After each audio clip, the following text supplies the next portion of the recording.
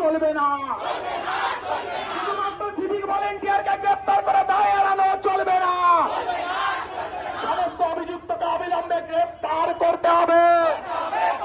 এই ঘটনার দিন সকালবেলা সুইসাইড কেস বলে চালিয়ে দেওয়া হচ্ছিল, কার স্বার্থে রাজ্য সরকার জবাব দাও।